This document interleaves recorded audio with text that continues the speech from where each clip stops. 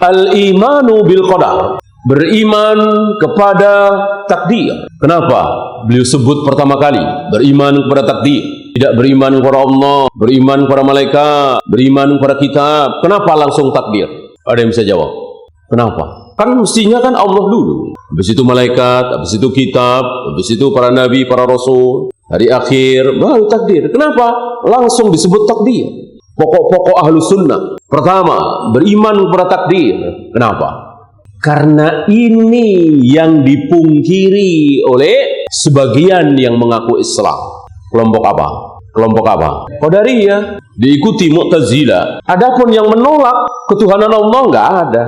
Mana kaum muslimin yang menolak beriman kepada Allah, malaikat, kitab? Nggak ada. Maka nggak dibahas. Nah, inilah para ulama. Para ulama itu membahas sesuatu yang terjadi di lapangan, penyakit yang melanda masyarakat. Itulah ulama. Yang nggak melanda, ya biarkan saja. Gitu. Beda kalau tukang cerita, penceramah, membahas yang sedang terjadi, nggak mau. Nanti apa? Nanti bikin masalah, bikin clash, sakit hati, tersinggung. Orang sedang terjadi. Sedang gemar-gemarnya maulid, tahlilan, tiba-tiba dibahas maulid bid'ah, tahlilan bid'ah. Kan ini cari penyakit. Yaitu, mending bahas yang lain aja. Udah biarin aja itu. Lagi gemar-gemarnya syirik, mendatangi tempat keramat di hari-hari tertentu satu suro. Jangan dibahas, bahas yang lain. Bahas tentang sedekah, tentang senyum, membersihkan hati.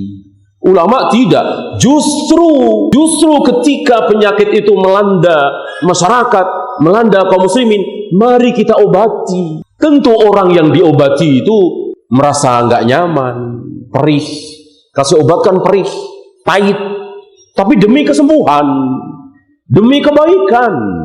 Itulah para ulama.